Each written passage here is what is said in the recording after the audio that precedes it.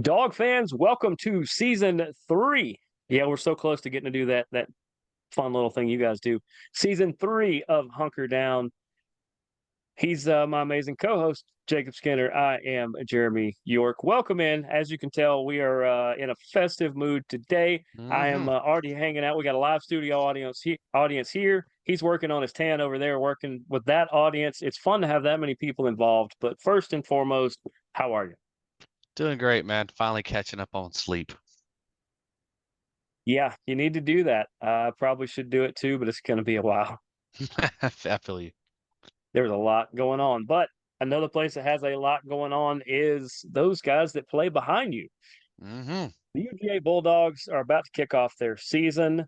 I don't know if they'll be able to generate as much hype as those Yellow Jackets did last week. Congratulations to them. Uh, I mean they looked good. I'll give them credit. I mean, it's first game of the year. Everyone's gonna one way or the other. But sure. I will definitely say that was not I wouldn't say a struggle win, but at the same time, they dominated most of the game against an Mhm. FSU team that came back, but an FSU team that is definitely going to finish unranked and might finish 500. I think they'll be lucky to do that. They'll probably be, I think they might be a game under, but Yeah. that's a different podcast, different show. We're here to talk about, of course, we're going to get into how it's going to be doggies versus kitties later on in the rare noon kickoff. But there's a reason why they're kicking off at noon this week. But let's start. We won't really get into recruiting much. We can get into that a little later.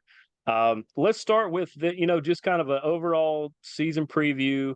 Obviously, a lot of the same starters are coming back. They did Hmm. lose a lot to the NFL, but most of the second stringers that have been promoted are guys that we knew before, right? Yeah. Yeah, you're going to see a lot of the same faces. Nothing much has changed. Luckily, we actually have some players coming back. I mean, everything on the offense is going to run through Carson Beck. Hmm. Georgia, if you've ever noticed, they never talk Heisman. They never talk individual awards. Georgia's, if you think about it, the last time they actually pushed for a player to win it, they never pushed Stetson. They pushed Herschel. Even back then, they didn't say nothing because it wasn't Right. common. People behind the scenes are already pushing Carson's name to New York. Like that. That's the hype. Kirby, what I've heard from people is that Kirby is trying to get that Heisman under his belt, and he wants Carson to get it because there's a narrative that you know it as well as I do that Georgia cannot throw the football. We can't develop quarterbacks. We've had 5 stars come and leave. The thing of the matter is, we How, finally, how many UGA quarterbacks are in the NFL or have been in the NFL and were successful in the yeah, past, let's say 20 years? At least five or six really good ones and a handful of other ones. And yeah. I mean, we and could yeah, even throw Quincy Carter in there for your Dallas Cowboys for a little short stretch of time. Looked average, but he was never a great college quarterback. I'd rather throw him somewhere, but not into the mix of this. Fair enough. No, I mean Georgia doesn't have a history of great quarterbacks, so it is time to fix that narrative. Carson Beck is going to fix that. Stetson already proved that a walk-on can become a draft pick, and he's had some picks, but he looked great. But yeah, Carson's looking great. You're going to have the offensive line is what I'm excited to see. It's road graders. They can Oh pass yeah. block, but they're road graders. Um, we're gonna be starting some new guys. I apologize. I have got to look at my list again. I've got the whole roster pulled up, and it's Well, good. while you're doing that, let me throw this out here. I've had this thought for Yeah. about 3 or 4 days now. Um, just I think Carson Beck is going to be runner up to the Heisman, but he's probably going to win a national title, another one. Hmm. I think your Heisman winner is going to be what's his name, Jackson Dart. You think Dark's gonna get it from Ole Miss? I think Yeah. they're going to have a really good season. They're going to make one of the New Year's Eve bowls. They might even make the playoffs. I think they're going to have a really good year. Yeah. They're not going to be better than Georgia, but you want a And they national play title, each other. they I do. think Carson can win it because of the fact of all the road games they have to go on. Austin, they actually got to play Jackson Dart in at Mississippi. So I mean, like you got a bunch of It's road going to be a games. fun You got game. Tuscaloosa. But yeah, Georgia's gonna got an offensive line this year. Like we've always had good ones, but this year I think it's gonna take it to a different level. As someone said, is they're not first round picks. They might sneak into the first round, but you're not going to see these guys being top end offensive linemen. Right. Uh, As a unit, you're not going to find a better. Georgia hasn't had a unit like this in a long time, if ever. Starting left tackle is make sure that is I believe it's Micah Morris is your left tackle. No, excuse me, Ernest Green. That's who it is because he started some last year. Ernest Green's going to be your starting left tackle. He started as a redshirt freshman last year. Left tackle is going to be Dylan Fairchild. Starting center. I've been playing NCAA. I've been playing the new football game, and so like some of these names are throwing themselves. Jared Wilson will be your starting. Taylor Ratledge is back again as your right guard, and your right tackle is going to be a rotation. You've got about 2 to 3 that Georgia's going to play around with. Um, right now, it looks like that. Let's see, where is his name? You think I would have notes? But yeah, it looks like Xavier Truss is going to get the start to go with to start the season. Um, but Monroe Freeling is his He's back. a big kid. He's a 6'7", big kid, but 20. 6'7", 320. But the problem is he's great at run blocking, but pass blocking, he always tends to let the guy slip. His backup is better at it, Monroe Freeling. So look for Freeling to take over. And if we get in the weeds, you got someone like Tolliver or Easley, but you won't see him play this year. But next year, I'm looking forward to Jaw Jackson, that 6'10", 348-pound, 20-year-old that's a true freshman that was playing Hmm. basketball till recently. Yeah, they've already told Yeah, him I'm he's looking. starting next year.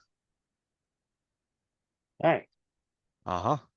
and he's out of San Diego, so I don't even. How do He you grow played in he San played Diego? with Bronny James and everybody in basketball stuff, and he just wasn't going to get. He didn't get drafted. He wasn't going to cut it, so he switched to football, and everyone clamored after him instantly. Georgia got in there quick enough.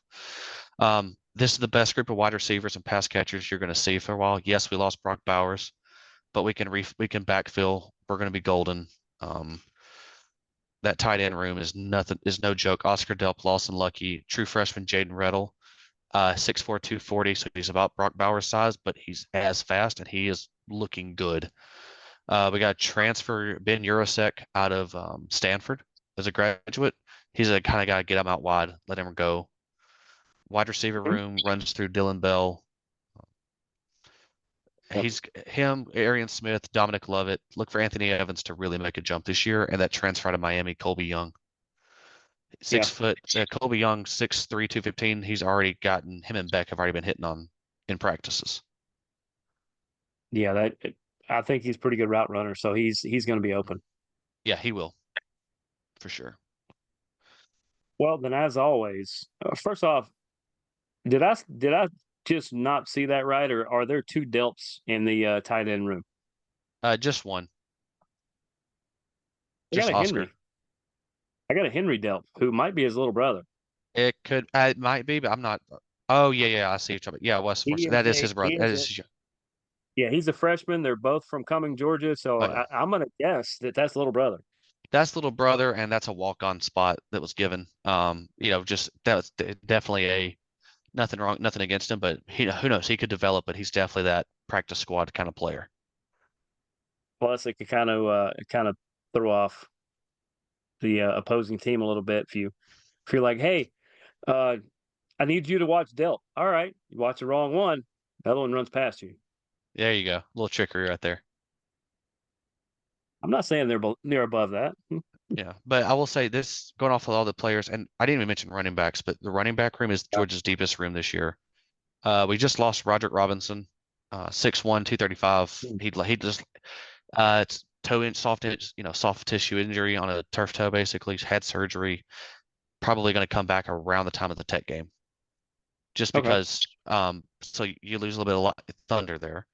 ETN, the transfer out of Florida, is going to be our starter. He may not play against Clemson because of the whole DUI thing, which was dropped. But the fact of the matter is, the honor board for UGA is kind of strict about these kinds of things, and likes to set an example. So he may Yeah, not play, but Branson Robinson, who had an injury before the season began, the kid he looks like Nick Chubb Jr. out there. He tore a patellar tendon, and last year mid-season they said don't expect him to ever play football again. He Nick Chubbed it. He's back. He's full strength, and he is bullying our defensive line and our linebackers. There, when he hits, there's an audible pop. that's Look good. for You're going to hear from him. You're going to hear out of Cash Jones again, little white kid. I love watching him Yeah, run. You're going to see those two get a lot of it, but Nate not that little. Frazier, Even though he's he's 6 foot, 182, but he's not your tip. He's a pass catcher. But I'm telling you, look out for that Nate Frazier out of California. okay. he showed up in summer camp and he instantly inserted himself as the number three back on day one of practice because he housed like two or three plays. And our secondary literally was trying to cover him and he shook them. And it's a pretty good secondary. That's a good secondary. So Georgia, and that's maybe it sounds like I'm talking bad on our defense right now, but the fact of the matter is Georgia's defense doesn't face an offensive line or an offense like what Georgia has in practice these days. It's finally Georgia has that offense that's better than we've seen, and we thought we were good when we won the back-to-back titles. This is different. So basically, what you're saying is the toughest competition that both the offense and defense for Georgia are going to Mhm. face are Monday through Thursday. Monday through Thursday, and they hit harder. Everyone says practices are different at Georgia. When you come Georgia, you come ready to play. You're going to be bruised up on Saturday. You're going to be hurt. You're going to be hurting, but you're going to want it. I think that's a good way to be. It is. No, it's a culture, and Kirby has built a culture. And yeah, they've got some players that do some stuff stupid, but it's a culture that hold each other accountable. And trust me, they handle their stuff. Well, even though we all know you weren't talking bad about the defense, let's talk good about the defense a little bit because there are some returning stars, but there are some people that you may have to buy a program to figure out how to spell Yeah, their name, but you're going to be saying it loud and proud all year. yeah, yeah. You've got him. Michael Williams. They actually moved him off of the defensive line. He's still listed as a defensive lineman. So Georgia, thanks to the new college football video game, thank you EA. It's about dang time. I've learned the Georgia's defense, the 3-3-5 tight, a little bit more. I understand how it runs. I've read it before, but I didn't get it until I played this. So essentially, you're going to have three down linemen, a defensive tackle, a nose guard, and a defensive end. So basically, for Georgia, that's going to be like a Jordan Hall or Christian Miller or Tyrion Ingram Dawkins, and then you're going to have like not the true freshman because he won't see the field that much this year, but you're going to see people like Jaw Jarrett. Think we've got any other ones? Yep. So Jaw Jarrett, Nazir Stackhouse, and Jordan Thomas, true freshman. Xavier McLeod out of South Carolina that was a transfer. Namdi Mhm. Agboko, true freshman. You're going to see the big 300-pound boys on the defensive line. But then you've got Michael Williams, 6'5", 265, who is a tweener edge player. He's going to blitz the quarterback from standing up or in the dirt. The Chaz Chambliss role from last year where he would set that edge. That's what Michael moved down to. So Michael is your starter there now, but he'll rotate out with people. He'll rotate out with people like well, where I just saw Chaz Chambliss's name and then it disappeared on me. He'll Hey, yeah, hit with maybe Chaz they listen. Chambliss. They have Chaz listed as a Out, linebacker. they have him as a linebacker, so he'll rotate out with him, Damon Wilson, Sam Mpemba, Gabe Harris, Quintavious Johnson, true freshman. If you're not aware, Mays, Georgia ran as a quarterback last year for his school and ran touchdowns at 6'4", 200. Yeah, was it 6'4", 255? Yeah, Yes, you're a linebacker kid. he's a linebacker. That's that edge rusher. You're going to set an edge, but you also want to get back to the quarterback when the play calls for it. Great line. I've heard bad things all spring. There's a reason for it. Kirby's trying to make you think that we're not ready. But then but if they hold their job, those linebackers can finally do what they do best. You're going to see Smile London. If he's healthy, he'll be playing. CJ Allen, Raylan Wilson are going to be the three rotating starters. And then Jalen Walker will be coming off the edge whenever it's time to go after a quarterback. And he is going to be a do it all, line them up wherever you need to, and he's going to hit the quarterback. And I think a lot so of these guys are going to hit the quarterback. a lot of them are. I'm looking forward to Chris Cole. He's 6'3", 235. You don't find a linebacker in a safety's body, and can run. Usually. So George's got that. Justin Williams, 6'2", 220, huge kid out of Texas. Looking forward to him.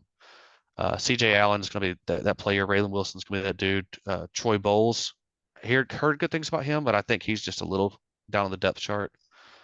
And if they do their job, that secondary is going to have an easy year. Your starters are definitely going to be. This is where it gets tough. Like I say definitely, but Dalen Everett's got the lockdown job on one side. He's shutting people down. He's your day one starter. Opposite him, you're going to see a flip flop. Depending on the game, depending on the situation, Julian Humphreys finally turned it around. You'll see him, and you're going to end up seeing Daniel Harris. He almost transferred to Penn State during the offseason, and Georgia kept him 6'3", 195. Those two are on the opposite side, and then Ellis Robinson, the fourth, has already made a name for himself in that secondary, and Georgia will get him reps every game. A true freshman, but he will be a lockdown corner. They say best talent at defensive back since Champ Bailey. That's some big shoes. That's some That's big big shoes. shoes, but that's what everyone And who's come away from practice has said. He looks like Champ out there. can we just go ahead and anybody that's named whatever the fourth, can we just call him Quad? We're going to call him Quad now. Quad, yeah. Yes. Georgia's safeties are going to be, I mean, everyone's favorite, Malachi Starks. He's starting. To start the year, you'll see Dan Jackson, Dirty Dan. He's out there. No, he's not the greatest talent, but the dude's good. Um, he's up there, but backing him up, I believe you're going to see KJ Bolden out of Buford. The lights are coming on from what I've heard in practice. He's embraced the grind. No one thought he would. We were afraid he was chasing money. That's why he was at FSU, but instead he flipped. And day one he came out there and they said he's not too big. The stage isn't too big for him. So I Well, think honestly, given where FSU looks like their program is, they look like they're still in that we don't really give a crap that they were, late last year, yeah. when that whole thing Well, yeah, whether they actually showed up and didn't show up or whether they literally just didn't show up for things, it kind of feels that way. So the fact that he comes from a program that looks like they've given up mhm. to a program like this, I think that would have been one of my indicators that this kid wants it. Yeah, and it's a good thing that he transferred. That it's not transfer, excuse me. He just flipped his commitment, but it's a good thing he did. Like he's better. Yeah, He knows where he's better off, and everything. So good for him. But I forgot to mention on the defensive line, 6'4", 275, JJA, Joseph Jonah Ajani. I think that's how you pronounce his name, but he's only been playing football for a couple years. Massive kid, good defensive lineman. Well, again, he's hit the freshman wall like a lot of them, but ball intents and purposes, and everyone's hearing good things. Like this defensive line stacked. Next year's, but by the time 26 rolls around, a lot of these guys are sophomores and juniors. That defense is going to rival the 21 defense based on talent alone. well, That's and scary. then yeah, it is. Apparently, we only have 10 minutes left. That's crazy. Who Yeah. won the kicking battle? Is it still Woodring? Yeah, Peyton's your guy. I think Okay. Charlie Ham, the transfer. I think he's. Oh, we also have a transfer, Liam Badger from KSU. Yeah, I was about to Pretty say sure. I'm familiar with Badger a little bit. He Yeah, can kick. yeah. Peyton's your guy. He's going to be. They're just others there for competitions purposes in case of injury. Charlie Ham is your probably going to be your kickoff specialist because Jared Zirkle transferred out. Um, the Thunder from down under, Brett Thorson is still the punter. He'll be another 2 years of doing that. Um, and then we've got some other guys down there. Drew Miller, who's a true freshman. He's your next in line, unless we go after some other guy from Australia. So the special teams is in good shape. I mean, there's not a Kirby will tell you there's a weakness at safety, maybe, but I don't think there's that much of a weakness at safety. I don't think there's going to be that many plays that get that deep on this defense, so I'm not that No, worried about it. no, they're well coached. We got some new coaches. Since we got a few minutes, I'll touch on that. James Mhm. Coley is back at Georgia as a wide receiver coach. Already hearing rave reviews, and he's already changed in the way recruiting's done at the position. Now that he's back, we're starting to get back in the big names again. Josh Crawford replaces Dale McGee, who went to Georgia State. He did doing So a we'll good see how they job. do. He's going to do good there. Josh Crawford came from Georgia Tech, kind of an underrated, like no one knew, but apparently he's doing good in that room as a different voice. Travaris Robinson's finally at Georgia. We tried to get him for a couple years there, but he was at Bama.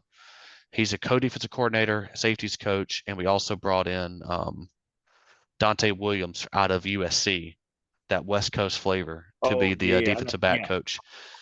He's already got Georgia sitting there, sitting pretty with a bunch of Cali dudes right now. So definitely Georgia so. is more national than ever when they're coaches. This is a really good group. Bobo's back as your coordinator. I think he knows what he has now. I think last year was learning who he had as players. What he didn't trust Carson till the Auburn game when Georgia had to come down and win the game. He trusted Understandable. him after that. He trusts his receivers. He trusts Carson. He trusts the line. I think you're going to see this. I think this is the kind of this is the team that like it's going to be 3 out of 4. The only game that jumps out as a loss is going to be Bama. only because Bama outcoaches Georgia every time. Kirby and the staff get way too cute. If they don't get too cute They this do. game, they win the game. DeBoer, from what someone's opinion was, he's better X and O than Saban. Offensively, he's better X and O, but Saban's that CEO. He knows how to run the program. It's a fresh voice. They didn't lose a ton of talent. They still got a lot of talent, and it's in Tuscaloosa. It's going to be tough. If Georgia can go in and dog and stomp them, it's over for everybody else. Texas Yep. is not a threat. Texas has got a defensive tackle that's the former fourth stringer out of Georgia, Bill Norton. He's a Okay. good kid. Like, but Texas, if they're starting him, like someone said, is that tells you how weak their defensive line is. Texas is not going to be back this year in the SEC. Everyone thinks they will. I don't believe they will. Well, they're already back. They're just here and not here. Yeah, they're back. They're back to winning, but they're not back to super good title contenders. I mean, Georgia's got a killer schedule, but I mean, that's going to just see who they've got. If Georgia can go on the road and win, that's why I say Carson gets the Heisman at the end of the year. But the only team on paper that's as tough as Georgia, OSU, and that's it. Yeah, And I'll give t them that. 10 games, I think it's split 50-50. Nah, I go 60-40. I think Georgia has an edge on them just a little bit. Appreciate you saying that because I don't feel it. Yeah, I do, and that's no hate towards Ohio State. That's not even where my allegiance lies on that. It's not just. I think Georgia still has that edge, maybe because they're still that dude. And until you get knocked off the hill, and right Yeah, now everybody has to chase Georgia because nobody has proven that they can consistently beat them. yeah, You might can that's get them true. here or there, but right now you don't have much of a shot. True. Sure. Well, I see we got 5 minutes left, so you want to talk Clemson for a second? Because I can do this real short and sweet. Oh, it's yeah. That's what I told you is I decided around lunch today to relook over some stuff, and I was looking at some Clemson stuff, and my goodness, this is going to be it's going to Well, be not very good for Dabo. what did I call it? A bloodbath? I texted you yesterday about it. There's going to be some Nothing dogs against. on some kitty violence, It's and gonna be violent. PETA may never show up to another Bulldog matchup because this is going to No, be bad. it's gonna be rough. I mean, if I'd be shocked if Clemson scores more than 20. I've already got Georgia winning 45-10, and one touchdown probably be in the scripted opening drive unless they turn the ball over. The offensive line's bad. The quarterback has regressed, and he is going to have nowhere to run behind the dominant defensive line if Georgia's defense is to be believed what we think they can be, Yeah. which that's what people are saying that are closer to the team that I'm on message boards reading. That defensive line, his opinion was he feels that Georgia could break their own sack record, not individual, but as a team, Wow. because of how many guys you have blitzing, able to get back to the quarterback and the talent alone. They are struggling against the Georgia offensive line, but I mean, I mean, no offense to your Michigan Wolverines, but Georgia should have won one of the offensive linemen that Joe Moore award because they were just as good, if not better, at times. But Oh it yeah. is what it is. So that being said, Clemson doesn't can't. I don't think their defense can handle it. The offense can't handle their offensive line can't handle that. Their defense is going to struggle against Georgia's line. Like Georgia can run the ball all day long if they want, or they can throw it. But without ETN, if he doesn't play, Carson's throwing 35 times in this game and throws for over 4. Well, something I noticed is the top five tacklers for um for Clemson last year. I think one is a Philadelphia Eagle. I think one is somewhere else in the league. Two of them transferred, and one of them's coming back, or one transferred, and the other two are coming back. But they're all linebackers or a corner. And if your leading tacklers are in the second and third level, that tells me that your line is awful, and they're not getting to the quarterback.